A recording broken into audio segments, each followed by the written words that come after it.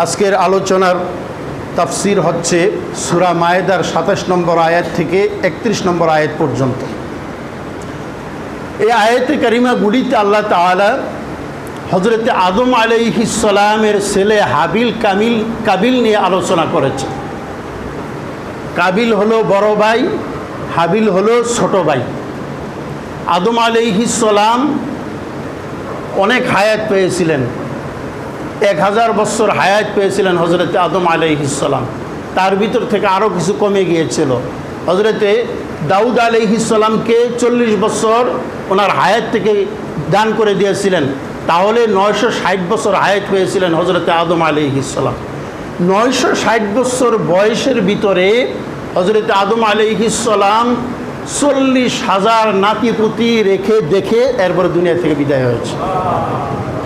আদম আলাইহিস সালামের স্ত্রী হজরতে হাওয়া আলাইহিস সালামের গর্ভের সন্তান আল্লাহ এইভাবে দান করতেন জোড়ায় জোড়ায়, একটা ছেলে একটা মেয়ে। ২০ জোড়ায় ৪০টি ছেলে মেয়ে হয়েছিল। প্রথম জোড়ায় যে ছেলে মেয়ে হয়েছিল তার নাম হলো, ছেলের নাম হলো কাবিল এবং মেয়ের নাম হইল আকলিমা। মেয়ের নাম হইল কি? আকলিমা। ১-২ বছর পর আবার দ্বিতীয় জোড়া সন্তান হইল, ছেলের নাম হইল হাবিল, মেয়ের নাম হইল লিমুজা। লিমুজা হলো কালো, আকলিমা হইল সুন্দর। আল্লাহ তাআলারই সৃষ্টি, বাবা মা দুজনেই সুন্দর ছিলেন। বাবা সুন্দর, মাও সুন্দর, কিন্তু লিমুজা হইল কালো। আল্লাহর দান। এই মর্মে হাদিসের ভিতরে এসেছে, এক সাহাবী এসে বলে, ইয়া রাসূলুল্লাহ, ইয়া হাবিবাল্লাহ, আমার স্ত্রী একটা ছেলে সন্তান প্রসব করেছে, এমন কালো, আমার বংশের ভিতরেও কালো নাই, তার বংশের ভিতরেও কালো নাই, আমিও কালো না, আমার স্ত্রীও কালো না, মনে হয় সন্তানটা আমার না। রাসূল বললেন, তোমার স্ত্রীর চরিত্রের ব্যাপারে কি তোমার কোনো সন্দেহ আছে? বলে, না, চরিত্র তো তার খারাপ দেখি নাই, ভালো মহিলা। তাহলে কেন সন্দেহ করা? বলে, হুজুর, বাস্তব প্রমাণে কালো মানুষ কিভাবে আমার সন্তান পায়? তাহলে নিশ্চয়ই অন্য কিছু হয়েছে। রাসূল বলছেন, তোমার কি ওট আছে? বলে, হ্যাঁ আছে। ওটের ভিতরে কীরকম ওট আছে? বলে, ইয়া রাসূলুল্লাহ, ইয়া হাবিবাল্লাহ, সাদা ওটও আছে, কালো ওটও আছে। তো সাদা ওট আছে, কালো ওট আছে, এর ভিতরে কি কখনো চক্রবক্র কোনো ওট জন্মগ্রহণ করে? বলে, ইয়া রাসূলুল্লাহ, করে। তো সাদা ওট একসাথে থাকে আলাদা, কালো ওট থাকে আলাদা। সে বলতেছে মিশ্রণ হয় না, সেভাবে রাখি না, আলাদাই রাখি। তো ওই মিশ্রণ যখন হয় না, সাদা ওটের ভিতরে কি চক্রা বকরা ভিন্ন রঙের কখনো কোনো ওট জন্মগ্রহণ করেছে, এরকম হয়েছে? বলে, ইয়া রাসূলুল্লাহ, হয়েছে। এবার সাহাবীকে প্রশ্ন করলেন, এই ওটটা কেন হইল? কেন সব সাদা, চক্রা বকরা হইল কেন? তখন বলতেছে সাহাবী, বোধহয় ওটের পূর্ববর্তী কোনো বংশের ভিতরে এরকম চক্রা বকরা হয়তো বা থাকতে পারে। রাসূল বললেন, পশুর ভিতরে যদি হয় তাহলে মানুষের ভিতরে কেন হবে না? যাও, এই সন্তান তোমার, সন্দেহের কোনো কারণ নেই। তোমার বংশের ভিতরে পূর্বপুরুষ অথবা তোমার স্ত্রীর বংশের ভিতরে পূর্বপুরুষে এরকম কোনো কালো লোক থাকতে পারে, তার মতো আল্লাহ তাআলা বানিয়েছে। এই কারণে এখানে স্ত্রীদেরকে সন্দেহ করার কোনো কারণ নাই, যদি নির্দিষ্ট প্রমাণ না পাওয়া যায়। সন্তান নিজের মতো হইতে পারে, অথবা স্ত্রীর মতো হইতে পারে, অথবা কারোর মতো না হইতে পারে। এটা আল্লাহর দান। আল্লাহ যাকে যেভাবে খুশি, যেভাবে আল্লাহ তাআলা চান তার বান্দাকে তৈরি করতে, আল্লাহ তাআলা সেই আকৃতি দিয়ে তাকে তৈরি করেন। তো হযরত আদম আলাইহিস সালামের দ্বিতীয় গর্ভের স্ত্রীর যে সন্তান জন্মগ্রহণ করল হাবিল এবং তার বোন লিমুজা, সে হলো কালো। তো এখন আল্লাহ তাআলা বিধান করলেন, আদম, যেহেতু তুমি হলা সর্বপ্রথম পৃথিবীর মানুষ এবং তোমার স্ত্রী, তাদের থেকে বংশবিস্তার হবে, দ্বিতীয় কোনো মানুষের থেকে এরকম বংশবিস্তারের সুযোগ নেই। এখন বংশবিস্তারটা হবে কিভাবে? বিবাহ ছাড়া। বিবাহর সিস্টেম আমি আল্লাহ তাআলা এটা করে দিলাম। তোমার জোড়া জোড়া যে সন্তান হবে, তার প্রথম ধাপে আমি আল্লাহ তাআলা দ্বিতীয় জোড়ায়, প্রথম জোড়া দ্বিতীয় জোড়ায় একটি করে ছেলে একটি করে মেয়ে দান করেছি। এখন যেহেতু তোমার ছেলে মেয়েরা বড় হচ্ছে, তা আমি একটা নিয়ম বলে দিলাম, প্রথম জোড়ার ছেলে দ্বিতীয় জোড়ার মেয়ে, প্রথম জোড়ার মেয়ে দ্বিতীয় জোড়ার ছেলে, এইভাবে বিবাহ শাদী হবে।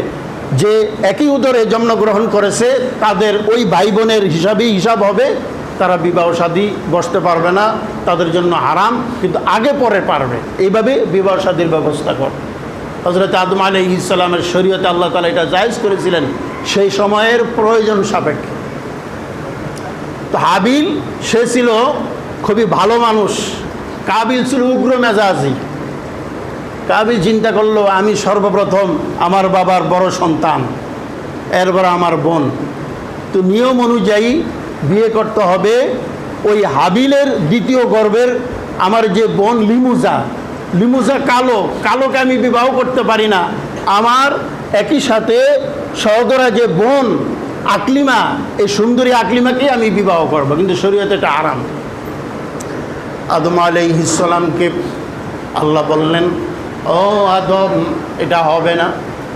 আমি আল্লাহ তাআলা যেভাবে শরীয়ত প্রচলন করেছে তোমার জন্য সেভাবে আগের গর্ভের সন্তান ছেলে সন্তান, দ্বিতীয় গর্ভের মেয়ে, আগের গর্ভের মেয়ে দ্বিতীয় গর্ভের ছেলে, এইভাবে বিবাহ হতে হবে। আদম আলাইহিস সালাম যখন জানিয়ে দিলেন, এবার ছোট ছেলে হাবিল মেনে নিল, বড় ছেলে কাবিল মানতে চায় না, বলে না হবে না। হযরত আদম আলাইহিস সালামকে আল্লাহ বললেন, আদম রে, তোমার সন্তানদেরকে বলো তারা যেন কোরবানি করে, যার কোরবানি কবুল হবে আমি আল্লাহ তাআলা তার কবুল হওয়াটাই তার দাবি অনুযায়ী তার বোনকে বিবাহ আমি আল্লাহ তাআলা মেনে নিব। যদি কাবিলের কোরবানি কবুল হয়, কাবিলের পছন্দের বোনকে বিবাহ করবে আমি আল্লাহ মেনে নিব। যদি হাবিলের কোরবানি কবুল হয়, হাবিলের পছন্দের বোনকে বিবাহ করবে আমি আল্লাহ মেনে নিব। আদম আলাইহিস সালাম তার সন্তানদেরকে ডেকে কাবিল এবং হাবিলকে ডেকে বলল, বাবা, আল্লাহ তাআলার নির্দেশ, তোমরা যদি তোমাদের পছন্দের বোনকে বিবাহ করতে চাও তাহলে উভয়ে তোমরা কোরবানি করো, যার কোরবানি কবুল হবে সেই অনুপাতে তার পছন্দের বোনকে তোমরা বিবাহ করতে পারবে। দুই ভাই বলল, আচ্ছা ঠিক আছে, তাই হবে। বড় ভাই কাবিল সে ছিল কৃষক, কৃষিকাজ করত। ছোট ভাই হাবিল সে পশুপালন করত। ছোট ভাই হাবিল তার পশুর ভিতরে যেটা সব থেকে হৃষ্টপুষ্ট এরকম একটা পশু বাছাই করে নিল কোরবানি করার জন্য। আর বড় ভাই কাবিল সে ছিল কৃষক, তার কৃষি ফসলের ভিতরে যেগুলি ছিল নিম্নমানের সেগুলি নিল। আদম আলাইহিস সালামকে আল্লাহ বললেন, ও আদম, পাহাড়ের উপরে নির্দিষ্ট পাহাড় আল্লাহ দেখিয়ে দিলেন, নিয়ে যাও, এখানে কোরবানি করতে বলো। এবার কাবিল তার ফসলগুলো নিয়ে পাহাড়ের উপর রেখে আসলো, আর হাবিল হৃষ্টপুষ্ট একটা বকরি নিল। নেওয়ার পর ওই পাহাড়ের উপরে আল্লাহর নাম করে কোরবানি করে চলে আসলো। আল্লাহ বললেন, আদম, কোরবানি তার কবুল হবে যার কোরবানির উৎসর্গিত বিষয়কে আকাশ থেকে আগুন নেমে এসে পুড়িয়ে ছাই করে দিবে, তার কোরবানি কবুল হয়েছে বলে গণ্য হবে। আল্লাহ তাআলা মুহূর্তের ভিতরে সাদা আগুন পাঠিয়ে দিলেন, যে আগুন দেখা যায় না কিন্তু জ্বলে। আকাশ থেকে আগুন নেমে এসে হাবিলের পশুকে জ্বালিয়ে ছাই করে দিল, কিন্তু কাবিলের ফসলের কোনো কিছুই হলো না। তার মানে আল্লাহ এটা বুঝাইতে চেয়েছেন, হাবিল তুমি বিবাহ করবা কাবিলের সহ ধর্ম, একই সাথে জন্মগ্রহণ করা বোন আকলিমাকে। হিসাব অনুযায়ী আকলিমাকে যদি বিবাহ করে তাহলে কাবিল কাকে বিবাহ করে? লিমুজাকে। এবার কাবিল বলে, আমি কালো বোনকে বিবাহ করবো, হ্যাঁ, আর তুমি আমার সহদা সুন্দরী বোনকে নিয়ে ঘর সংসার করবে, তোমার শখ আমি মিটিয়ে দিব, লাআকতুলান্নাকা, আমি তোমাকে অবশ্যই হত্যা করব। তখন ছোট ভাই বলল, আমার কি দোষ? ইন্নামা ইয়াতাকাব্বালুল্লাহু মিনাল মুত্তাকিন, আল্লাহ তাআলা তো মুত্তাকিনদের সব কিছুই কবুল করেন। আমি আমার পশুর ভিতর থেকে ভালো পশু বেছে নিলাম, আর তোমার এই খাদ্যশস্যের ভিতর থেকে নিম্নমানের যেগুলি ওগুলি বেছে নিলাম, তো আমি তো মুত্তাকিনের পরিচয় দিয়েছি, তা আল্লাহ আমারটা কবুল করবে না তোমারটা কবুল করবে? কাবিল বলে এত কিছু বুঝি নাই, তোকে আমি শেষ করব। আদম আলাইহিস সালাম তখন হজের সময় হয়ে গেল। আদম আলাইহিস সালাম হজে যাইবেন। আল্লাহ হযরত আদমকে নির্দেশ প্রদান করলেন, আদম পৃথিবীতে আমার একটি ঘর আছে, তুমি কি জানো? বলে আল্লাহ জানি না। আল্লাহ বললেন আমার একটি ঘর আছে, ইন্না আউওয়ালা বাইতিন উদিয়া লিন্নাস লাল্লাযী বিবাক্কাতা মুবারাকা। আদম মক্কার জমিনে, মক্কায় আমার একটি ঘর আছে, বাক্কা শহরে মক্কা, এটা কাবা ঘর। সেই ঘর তুমি আবাদ করো, তাওয়াফ করো, হজ করার জন্য যাও। আদম আলাইহিস সালাম চিন্তা করলেন আমার সন্তানদেরকে কে দেখাশোনা করবে? দীর্ঘ সময়ের পথ, সেই সময় তো কোনো গাড়ি ছিল না, কিভাবে যাইবেন? এদের দায়িত্ব কাকে দিবেন? আকাশকে ডেকে বললেন, ও আকাশ, আমার সন্তানদেরকে তুমি কি দেখে রাখবা? আকাশ বলে এত বড় দায়িত্ব পারবো না। জমিনকে বললেন, জমিন কি উত্তর দিল, আমি পারবো না। পাহাড় সমূহকে ডেকে আদম আলাইহিস সালাম যখন বললেন, পাহাড়ও বলল আমরা পারবো না। আদম আলাইহিস সালাম তার বড় সন্তান কাবিলকে ডেকে বলল, বাবা তুমি কি পারবা? বিবাহ শাদীর বিষয় পরে হবে, আগে আমি হজ করে আসি, তারপরে দেখা যাবে। আল্লাহর সিদ্ধান্ত যদি চেঞ্জ হয় তাহলে সেই অনুযায়ী হবে, যদি না হয় আল্লাহ যেইভাবে বলেছেন সেইভাবে করতে হবে। এবার কাবিল বলে, হ্যাঁ বাবা পারবো। আদম আলাইহিস সালাম চলে গেলেন। আদম আলাইহিস সালাম আর এটা জানেন না তার সন্তান কাবিল তার ছোট সন্তান হাবিলকে হত্যার হুমকি দিয়েছে। চলে গেলেন কাবা। আদম আলাইহিস সালাম হজ করতে চলে গেলেন। এদিকে কাবিল তার মনের ভিতরে আকাঙ্ক্ষা, আমি যখন আমার পছন্দের বোনকে তোর কারণে বিবাহ করতে পারলাম না, তোর 12টা বাজিয়ে দিব। হাবিল তার পশু সম্পত্তিগুলো নিয়ে পাহাড়ি অঞ্চলে চলে গেল এগুলিকে চড়ানোর জন্য যখন নিয়ে চলে গেল, এবার কাবিল তালাশ করতে লাগলো হাবিল কোথায় আছে দেখি। তালাশ করতে করতে পাহাড়ের কাছে গিয়ে পাইল, ওইখানে পশু ছেড়ে দিয়ে, চারণভূমিতে ছেড়ে দিয়ে হাবিল একটা পাথরের উপর মাথা রেখে সে তখন ঘুমাইতেছিল একটু ছায়ায়। কাবিল এই সুযোগটাকে সুবর্ণ সুযোগ মনে করে তখন ওইখানে গিয়ে হাজির হলো। কিন্তু মানুষকে কিভাবে মানুষ হত্যা করে সেই ধারণা তার ছিল না। পৃথিবীতে সর্বপ্রথম হত্যাকারী হলো কাবিল, সর্বপ্রথম নিহত ব্যক্তি হলো হাবিল, জানে না। তাফসীরের কিতাবের ভিতরে এসেছে ইবলিস শয়তান তখন একটা মানুষের সুরত ধরে একটা পাখি ধরে নিয়ে আসলো। পাখি ধরে নিয়ে এসে একটা পাথরের উপর পাখির মাথাটা রেখে আরেকটি পাথর দিয়ে একটা আঘাত করলো, মাথাটা চূর্ণ বিচূর্ণ হয়ে গেল। কাবিল তখন বুঝলো এইভাবে বোধহয় হত্যা করতে হয়। কাবিল তখন একটি পাথর উত্তোলন করে হাবিল ঘুমিয়ে রয়েছে, হাবিলের মাথা বরাবর ছেড়ে দিল। যখন মাথা বরাবর উঁচা করে ছেড়ে দিল, সাথে সাথে হাবিলের মাথাটা চূর্ণ বিচূর্ণ হয়ে গেল।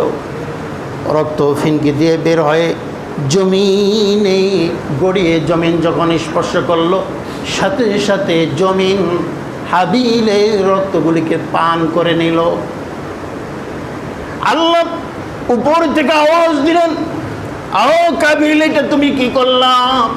কাবিল, তোমার ভাই কই? বলে আল্লাহ জানি না।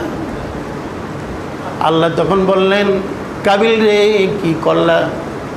তোমার ভাইয়ের রক্তে ভিতরে থেকে মাটি রক্তকে গ্রাস করে ফেলেছে, রক্তের ভিতরে থেকে আওয়াজ ভেসে আসে, আমি আল্লাহ নিজেই শুনতে পাই। ডাক দিয়ে বলতেছে, আল্লাহ আমি কি অপরাধ করলাম, আমার ভাই কেন আমাকে হত্যা করলো? কাবিল কাজটা করলা কি? আল্লাহ মাটিকে ডেকে বললেন, ও মাটি, আজ থেকে কিয়ামত পর্যন্ত পৃথিবীতে কোনো মানুষ যদি কোনো মানুষকে হত্যা করে, ওই রক্ত শোষণের ক্ষমতা আমি তোমাকে পুরাটা দিলাম না, কিছু আলামত রেখে দিবা। যাতে করে খুনিকে শনাক্ত করতে পরবর্তীতে মানুষের জন্য সহজ হয়। সেজন্য আজও পর্যন্ত কোনো মানুষকে যদি কোনো মাটির উপর হত্যা করা হয়, মাটি পুরোটাকে গিলে ফেলে না, তার উপর একটু দাগ রেখে দেয়। আল্লাহ তাআলা বিশ্ব নবীর উপর কোরআন নাজিল করে সেই কথাগুলি বলতেছেন। ওয়াতলু আলাইহিম নাবা আবনাই আদম বিল হক, আমার হাবিব আদমের দুই সন্তানের সংবাদগুলি আপনি তাদেরকে পাঠ করে শুনিয়ে দিন যথাযথভাবে। إذ قربا قربانا فتقبل من أحدهما ولم يتقبل من الآخر قال لأقتلنك قال إنما يتقبل الله من المتقين। যখন তারা দুইজন কোরবানি করলো, তাদের দুইজনের একজনের কোরবানিকে আমি আল্লাহ কবুল করলাম, আরেকজনের কোরবানি কবুল হয় নাই। যার কোরবানি কবুল হয় নাই সে তখন তাকে বলল, অবশ্যই আমি তোমাকে হত্যা করব। তখন যার কোরবানি কবুল হয়েছে সে তখন বলেছিল, নিশ্চয় আল্লাহ তাআলা মুত্তাকিনদের কোরবানি কবুল করে থাকেন। যা বললাম এগুলি বলতেছে আল্লাহ তাআলা উতরায়। এখানে মুত্তাকিনদের কথা আল্লাহ তাআলা বলেছেন। মুত্তাকিন শব্দটা হাবিল যে উচ্চারণ করেছিল, মুত্তাকিন কাদেরকে বলা হয়? মুত্তাকিন তাদেরকে বলা হয় যারা কবিরা গুনাহ থেকে বিরত থাকে এবং শিরিক থেকে বিরত থাকে, এদেরকে কি বলা হয়? মুত্তাকি। নেক আমল আপনি কম বেশি সাধ্য অনুযায়ী যতটুকু পারেন করেন, কিন্তু দুইটা জিনিস করা যাবে না, একটা হচ্ছে শিরিক করা যাবে না, আরেকটা হচ্ছে কবিরা গুনাহ করা যাবে না। দুইটা জিনিস থেকে যারা বিরত থাকবে তাদেরকে কি বলা হয়? মুত্তাকি বলা হয়। আর মুত্তাকির আমল আল্লাহ তাআলা আমল করার সাথে সাথেই কবুল করে নেন। হযরত আব্দুল্লাহ ইবনে ওমর রাদিয়াল্লাহু তাআলা আনহুর কাছে এক ভিক্ষুক এসে বলতেছে, আল্লাহর রাস্তায় আমাকে কিছু দান করেন। হযরত ইবনে ওমর তার ছেলেকে বললেন, বাবা তাকে একটা দেরহাম দিয়ে দাও। তো একটা দেরহাম যখন দিল, দেওয়ার পরে এসে বলতেছে, বাবা ভিক্ষুকটা তোমার দেরহামটা ভালোভাবে গ্রহণ করেছে এবং দোয়া করেছে। হযরতে ইবনে ওমর রাদিয়াল্লাহু তাআলা আনহু বললেন যে আল্লাহ যদি আমাকে মুত্তাকি বানাইতেন, এই ভিক্ষুক যেভাবে কবুল করেছে আমার আমলগুলি যদি এইভাবে আল্লাহ কবুল করতেন। তখন তার ছেলে প্রশ্ন করলো, বাবা মুত্তাকি কাকে বলা হয়? হযরতে ইবনে ওমর বললেন, আমার রাসূল বলেছেন মুত্তাকি তাকে বলা হয় যে ব্যক্তি আমল করার সাথে সাথে আল্লাহ কবুল করে নেন। ওই ব্যক্তি যে ব্যক্তি শিরিক করে না, কবিরা গুনাহ করে না, দুইটা থেকে বিরত থাকতে হবে। নফল কম বেশ যে যতটুকু পারেন করেন, গুনাহ করা যাবে না, কবিরা গুনাহ। দুই নম্বরে শিরিক করা যাবে না। এই দুইটা জিনিস যারা না করবে তারাই মুত্তাকি। তাদের আমল আল্লাহ তাআলা যাই কিছু করুক না কেন, করার সাথে সাথে আল্লাহ তাআলা কবুল করে নেন। এরা হলো মুত্তাকি। পরবর্তী আয়াতে আল্লাহ তাআলা বলেন, লাইন বাসাত্তা ইলাইয়া ইয়াদাকা লিতাকতুলানি মা আনা বিবাসিতি ইয়াদিয়া ইলাইকা লিয়াকতুলাকা ইন্নী আখাফুল্লাহ রাব্বাল আলামিন। কাবিল যখন তার হত্যার জন্য, তার প্রতিপক্ষকে হত্যা করার জন্য হাত প্রসার করলো এবং বলল, অবশ্যই আমি তোমাকে হত্যা করব। সেই সময় হাবিল বলল, তুমি যদি হত্যা করো তাহলে আমি তোমাকে হত্যা করব না, কারণ আমি মহান প্রতিপালক আল্লাহ তাআলাকে ভয় করি। সেই কথাটি বলেছেন বিশ্বনবী। বলেছেন সাহাবীরা, কেউ যদি তোমাদেরকে হত্যা করতে আসে, ফিতনা ফাসাদ এড়িয়ে যাইবা। কোনো ফিতনার আশঙ্কায় পতিত হওয়ার সম্ভাবনা থাকলে এড়িয়ে যাইবা। হাদিসের ভিতরে এসেছে, তাফসিরের ভিতরে এসেছে, সর্বপ্রথম এই আমল করেছিলেন সাহাবীদের ভিতরে হযরত ওসমান রাদিয়াল্লাহু তাআলা আনহু। ওসমান রাদিয়াল্লাহু তাআলা আনহু যখন শহীদ হবেন, হযরত ওসমান রাদিয়াল্লাহু তাআলা আনহু সাহাবীদের ভিতরে যেই দুইজন সাহাবী, তিনজন বড় সাহাবী যে শহীদ হয়েছিলেন, তার ভিতরে হযরত ওমর রাদিয়াল্লাহু তাআলা আনহুর পরে হযরত ওসমান রাদিয়াল্লাহু তাআলা আনহু। হযরত ওসমান রাদিয়াল্লাহু তাআলা আনহুর শাহাদাতের বিষয়ে বিশ্বনবী ভবিষ্যৎবাণী করে গিয়েছেন। বিশ্বনবী হযরত ওসমান রাদিয়াল্লাহু তাআলা আনহুকে বললেন, ওসমান তোমাকে যেদিন হত্যা করা হবে সেদিন থেকে মানুষ পরস্পর খুনাখুনি শুরু করবে, কিয়ামতের আগ পর্যন্ত আর এই খুনাখুনি বন্ধ হবে না, কিয়ামতের আগ পর্যন্ত আর বন্ধ হবে না। হযরতে সাদ বিন আবি ওয়াক্কাস রাদিয়াল্লাহু তাআলা আনহু দৌড়ে আসলেন, চতুর্দিকে তার বাসভবন ঘাও করে ফেলেছে বিদ্রোহীরা। তখন বলল, খলিফাতুল মুসলিমিন, আপনি আমাকে অর্ডার দেন, আমি একটা হামলা করি।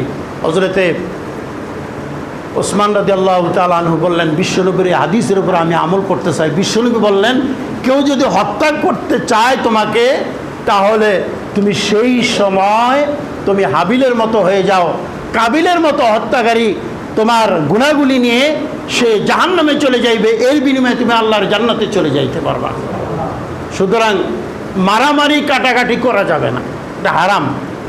কিন্তু এখানে একটা বিষয়, আপনাকে কেউ হত্যা করতে আসছে, তখন আত্মরক্ষার জন্য যা কিছু করবেন এটা জায়েজ আছে, এটা জায়েজ আছে। বিশ্বনবী এটাও বলেছেন, সম্পদ রক্ষা করতে গিয়েও যদি কেউ মারা যায় তাহলে তাতেও সে শহীদের মর্যাদা পাবে। এবং এক সাহাবী বললেন, ইয়া রাসূলুল্লাহ, যদি কোনো ডাকাত ছিনতাইকারী আমার সম্পত্তির উপর হামলা করে আমি কি করব? রাসূল বললেন, প্রতিহত করো। রাসূল বললেন, যদি আমি সাহাবী বললেন, সেই সময় যদি আমি মারা যাই, রাসূল বললেন, তাহলে তুমি শহীদের মর্যাদা পা। আর যে আমাকে হত্যা করতে আসছে সে যদি নিহত হয়, রাসূল বললেন, সে জাহান্নামে চলে যাবে। সুতরাং আত্মরক্ষার জন্য যা কিছু করণীয় করতে হবে, কিন্তু কাউকে হত্যা করা যাবে না। যদি হত্যা কেউ কাউকে অন্যায়ভাবে করে, কিয়ামতের দিন তার জন্য জান্নাত হারাম হয়ে যাবে, জাহান্নাম অবধারিত হয়ে যাবে। নিহত ব্যক্তি তালাশ করে করে তাকে আল্লাহ তাআলার দরবারে উপস্থিত করবেন, আল্লাহ এই ব্যক্তি আমাকে হত্যা করেছে, এর শাস্তি চাই। আল্লাহ তাআলা তখন এটার এইভাবে প্রতিদান দিবেন, যাকে হত্যা করা হয়েছিল তাকে আল্লাহ তাআলা জান্নাত দিয়ে দিবেন, তার গুনাহগুলি নিয়ে যে হত্যা করেছিল তার কাঁধের উপর চাপিয়ে দিয়ে তার যতই নেক আমল থাকুক আল্লাহ তাআলা তাকে জাহান্নামে ঢুকিয়ে দিবেন। সুতরাং কেউ যদি কাউকে হত্যা করে, পরকালে জাহান্নামে যাওয়া ছাড়া কোনো উপায় নাই।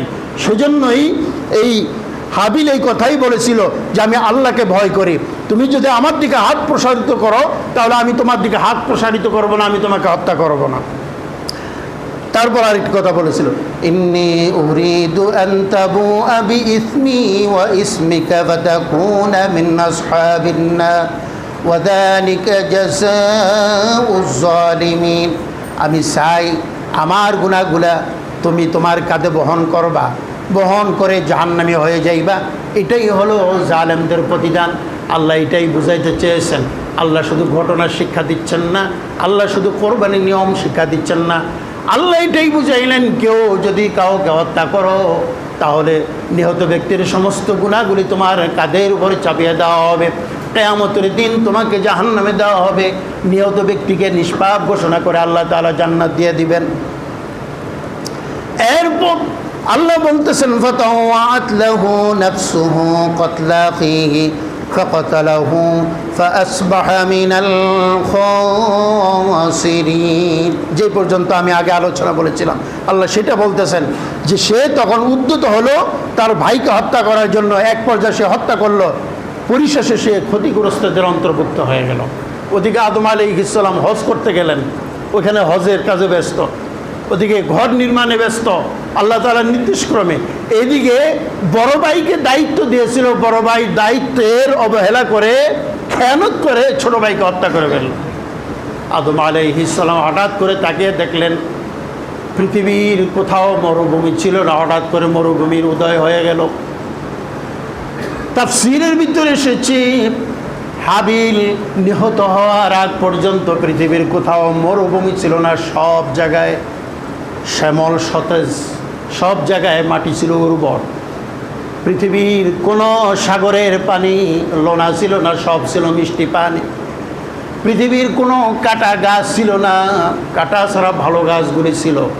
পৃথিবীর কোনো ফসল এইভাবে পেকে ঝরে পড়তো না, কোনো ফল গাছ থেকে পেকে ঝরে পড়তো না, ওটা ওইভাবেই থাকতো। কোনো খাবার বাসি হইতো না, ওইটা ওইভাবেই থাকতো। যেদিন হাবিলকে হত্যা করা হয়েছিল, হঠাৎ করে পৃথিবীর রং পরিবর্তন হয়ে গেল। আল্লাহ তাআলা মরুভূমি জায়গায় জায়গায় করে দিলেন। আল্লাহ তাআলা খাবার পচান ধরা শুরু করে দিলেন। আল্লাহ তাআলা জায়গায় জায়গায় কাটার গাছ নির্মাণ করা শুরু করলেন। আবার গাছ থেকে ফল পেকে ঝরা শুরু হয়ে গেল। আবার সাগরের বিভিন্ন পানিগুলো আল্লাহ তাআলা লবণাক্ত করে দিলেন। আদম আলাইহিস সালাম তখন বললেন, কি হইল, পৃথিবীর এরকম কেন পরিবর্তন এরকম কেন হলো, পৃথিবীর এই পরিবর্তন কেন হলো? আদম আলাইহিস সালাম আফসোস করতে লাগলেন। আল্লাহ তখন জানিয়ে দিলেন, আদম রে, তোমার বড় ছেলে কাবিল তোমার ছোট ছেলে হাবিলকে হত্যা করেছে রে আদম, যার কারণে আমি আল্লাহ তাআলা এই জুলুমের একটা ছাপ পৃথিবীতে আমি আল্লাহ তাআলা পৃথিবীবাসীকে দেখানোর জন্য এই পরিবর্তন করে দিলাম। আমি আল্লাহ তাআলা সাগরের পানি লবণাক্ত করে দিলাম। আমি আল্লাহ তাআলা জায়গায় জায়গায় মাটিগুলি মরুভূমি করে দিলাম। আমি বিভিন্ন কাটা জাতীয় গাছ তৈরি করে দিলাম। খাবারগুলি বাসি হওয়ার পছন্দ তৈরি করে দিলাম। ও আদম, এটা হলো তোমার সন্তান হাবিলকে হত্যা করার জন্য আমি আল্লাহ তাআলা এই নিদর্শন তৈরি করে দিলাম। আদম আলাইহিস সালাম হজ কমপ্লিট করে সন্তানের কথা মনে করে এবার আল্লাহর অনুমতি নিয়ে রওনা করলেন। ওদিকে কাবিল তার ভাইকে হত্যা করার পর চিন্তা করলো, এই লাশটাকে আমি এখন কি করব। লাশ দাফন কিভাবে করতে হয়, কবরে রাখতে হয়, সেটা তো তার জানা ছিল না। এবার যখনই কাবিল হাবিলকে হত্যা করলো, সাথে সাথে শয়তান একটি মানবের শুরুতে গিয়ে হযরত হাওয়া আলাইহিস সালামের কাছে গিয়ে হাজির। বলল, ও হাওয়া, আপনি কি জানেন আপনার সন্তানকে, আপনার বড় সন্তান কাবিল হাবিলকে হত্যা করেছে? এবার হযরত হাওয়া আলাইহিস সালাম বললেন, হত্যা আবার কি? বলে, হত্যা হইল, মানুষ মারা যায়, বলে মরা আবার কি? কারণ মারা মানুষ তো জানে না, দেখে নাই, চেনে না। এবার শয়তান বুঝাইতেছে, হত্যা হইল মারা যাওয়া, মারা যাওয়ার অর্থ হইল ওই ব্যক্তি শরীর নাড়াচাড়া করতে পারে না, কথা বলতে পারে না, চোখ মেলতে পারে না, সব কিছুর ক্ষমতা হারিয়ে ফেলে। এক পর্যায়ে তার দেহ পছন্দ ধরা শুরু করে, এক পর্যায়ে সব কিছু নিঃশেষ হয়ে যায়, জীবনেও আর ওই মানুষটি ফিরে আসে না। এটাকে বলা হয় মৃত্যু। হযরত হাওয়া আলাইহিস সালাম শুনে কান্না শুরু করে দিলেন। ওদিকে হযরত আদম আলাইহিস সালাম বাড়িতে নাই। সন্তানেরা, অন্যান্য সন্তানেরা কাঁদা শুরু করলো তার এক ভাইকে নিহত হওয়ার কথা শুনে, হত্যার কথা শুনে। কাবিল চিন্তা করলো, বাড়িতে যদি যাই তাহলে মা জায়গা দিবে না, অন্যান্য ভাইরা ধরে আমাকে শেষ করবে, বোনেরাও তো আমাকে ঘৃণার চোখে দেখবে। এখন কি করা যায়? আর এই ভাইয়ের লাশকে এইভাবে আমি রেখে এখন কোথায় যাব? ভাইয়ের মৃত লাশ দেখে তখন তার মনের ভিতরে দয়ার সৃষ্টি হলো। ভাই তো কোলে একবার নেই, একবার নিচে রাখে, একবার চূর্ণ বিচূর্ণ মাথার উপর হাত বোলায়, কিন্তু ভাই কোনো কথা বলে না। ভাই কথা বলো, কোনো কথা বলে না। এক পর্যায়ে কাবিল তার ছোট ভাই হাবিলের লাশকে একটা কাপড়ে পেঁচিয়ে পিঠে এইভাবে বহন করা শুরু করলো। বিভিন্ন জায়গায় সে সফর করা শুরু করলো, ঘর বাড়ি ছেড়ে দিয়ে যখন সফর করা শুরু করলো, এবার হিংস্র প্রাণীরা তার পিছনে দৌড়াইতে শুরু করলো, কারণ তাদের রিজিক মনে করলো। সে চিন্তা করলো, কি ব্যাপার, এগুলি কেন আসে আমার পিছনে? এক বছর আব্দুল্লাহ ইবনে আব্বাস রাদিয়াল্লাহু তাআলা আনহুমা বর্ণনা করেন, তার ভাইয়ের লাশকে পিঠে করে ঘুরে ঘুরে কি করবে দিশামিশা পাচ্ছিল না। আল্লাহ তাআলা পরবর্তীতে বলেন, ফাবাআসাল্লাহু গুরাবান ইয়াবহাসু ফিল আরদি লিউরিয়াহু কাইফা ইউরি সাওআতা আখি। আল্লাহ বলেন, আমি আল্লাহ তার ভাইয়ের লাশকে দাফন করার জন্য দুইটা কাক পাঠিয়ে দিলাম। একটা কাক আরেকটা কাকের সহিত ঝগড়া করে একটা কাক আরেকটা কাককে মেরে ফেললো। যেই কাকটা মরে গেল, ওই কাকটাকে জীবিত কাক তখন তার পা এইভাবে মাটি সরিয়ে গর্ত করলো, গর্ত করে মৃত কাকটিকে ওর ভিতরে শুয়ে দিল। এরপর পুনরায় তার পা দিয়ে আবার মাটি ঢেকে দিল। قال يا ويلتى أعجزت أن أكون مثل هذا الغراب فأواري سوءة أخي فأصبح من النادمين। বড় ভাই কাবিল বলো, নিজেকে ধিক্কার দিতে লাগলো, বলল, হায় আফসোস, আমি কি কাকের থেকে অদম হয়ে গেলাম। কাক যেভাবে অনুসরণ করেছে আমি তো এইভাবে অনুসরণ করতে পারি। এবার ভাইয়ের লাশটাকে ধুয়ে এবার সে গর্ত করে, গর্তের ভিতরে কাকের মতো অনুসরণ করে এইভাবে মাটি চাপা দিয়ে দিল। আদম আলাইহিস সালাম বাড়িতে এসে হাজির হলেন। ঠিক মতো অবস্থায় কাবিল গিয়ে হাজির। আদম আলাইহিস সালাম তো আল্লাহর কাছ থেকে জেনেছেন সে তার ছোট ভাই হাবিলকে হত্যা করেছে। এবার হযরত আদম আলাইহিস সালাম এসে বললেন, ও কাবিল, তোমার ভাই কোথায়? হাবিল বলে, আমি জানি না। তুই জানোস না? আমার সন্তান হাবিলকে কে হত্যা করেছে? বলে, জানি না। আদম আলাইহিস সালাম বললেন, আমার বাড়িতে থাকার কোনো অধিকার তোর নাই, আমার বাড়ি থেকে বের হয়ে যা। জীবনে কোনো দিন বাপ বলে আমাকে পরিচয় দিবি না, আর আমিও তোকে সন্তান বলে কোনো পরিচয় দিব না। আদম আলাইহিস সালাম বাড়ি থেকে বের করে দিলেন। এবার কাবিল চিন্তা করলো, যার জন্য আমি হত্যা করেছি, আমার যে বোনের জন্য সুন্দরী আকলিমাকে ছেড়ে আমি কোথায় যাব? আকলিমাকে জোর করে বাড়ি থেকে বের করে তাকে ফুসলিয়ে ফুসলিয়ে নিয়ে চলে গেল। মহিলা মানুষ তো বুঝাইল, নিয়ে এডেন শহরে, ইয়েমেনের এডেন শহরে গিয়ে হাজির হয়ে গেল। সেখানে গিয়ে তার সহিত বৈবাহিক সম্পর্ক শুরু করে দিল। তাদের সন্তান হলো। তাদের সন্তান হইতে হইতে হইতে হইতে হযরত নূহ আলাইহিস সালামের সময়ে বিশাল বড় তাদের বংশ বিস্তার হলো। কিন্তু বিবাহটা কি বৈধ ছিল? হারাম বিবাহ। অতএব এই বংশের ভিতরে যা আসছে সব অবৈধ সন্তান। এই একটা সাইড। আরেকটা সাইড হচ্ছে, যখন ওই এডেন শহরে গিয়ে উপস্থিত হইল তার বোন আকলিমাকে নিয়ে, শয়তান ওইখানে গিয়ে হাজির কাবিলের কাছে। যাই বলতেছে, কাবিল, তোমার কোরবানি কবুল হয় না, তোমার ভাই হাবিলের কোরবানি কবুল হয়েছে। এটার কারণটা কি জানো? বলে, না তো। বলে, কারণ হইল তোমার ভাই হাবিল গোপনে গোপনে আগুনের পূজা করত। দেখেন, মূর্তি পূজা ঢুকাইতেছে, ভিন্ন ধর্মের আবিষ্কার হইতেছে। দেখেন, মূর্তি পূজা ঢুকাইতেছে, পূজারি বানাইতেছে। বলে, তাই নাকি? বলে, হ্যাঁ, দেখো না আগুনের কত শক্তি, যা কিছু পায় পুড়িয়ে দেয়, কেউ থামাইতে পারে না। গোপনে গোপনে আগুনের উপাসনা করত, প্রণাম করত। তুমি এটা করো নাই বিদায় সেই পাওয়ারটা পাও নাই, আল্লাহর কাছে কবুল হয় নাই। তুমি করো, দেখবা ওই তোমার ভাই হাবিলের মতো তোমার দামটা বেড়ে যাবে। তখন বললো, তাই নাকি? তখন সে আগুনের অগ্নি প্রজ্বলন করলো। করার পর তার সন্তান নাতিবতী, সেই সময়ের মানুষ তো অনেক হায়াত পাইতো, সকলকে ডাকলো, আস। এই ছেলেরা মেয়েদেরকে ডাকলো, নাতিদেরকে ডাকলো, পুন্তিদেরকে ডাকলো, সবাইকে ডেকে বললো যে এইবার এটার প্রণাম করা শুরু করো। এদিক দিয়ে পূজা শুরু হয়ে গেল। আবার কিছুদিন পর শয়তান আরেকটা ধোঁকা দিল, যে আরেকটা প্রিয় কাজ সে করতো, হারমোনিয়াম, ঢোল, তবলা, গানের যে উপকরণ, এগুলি সে চালু করা শুরু করলো। ওইখান থেকে শয়তান ঢুকিয়ে দিল।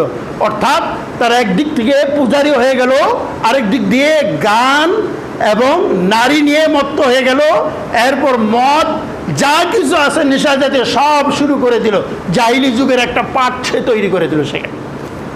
আর এদিকে আদম আলাইহিস সালামের যে সন্তানরা আছে, এরা বৈধভাবে জীবনযাপন করা শুরু করলো, ওইভাবে ওই সিস্টেম আগের পরের সেই হিসাবে বিবাহ করে। আদম আলাইহিস সালামের একটা সন্তান যে আল্লাহ নিয়ে গিয়েছেন শহীদের মাধ্যমে।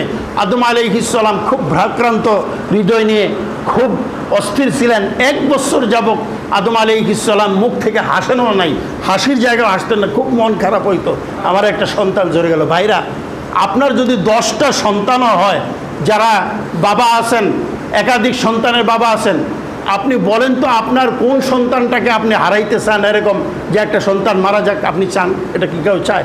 যদি কেউ মারা যায় তাহলে তার কাছে এত অস্থির লাগে, আর এটা তো আমার রক্তের থেকে আমার সন্তান।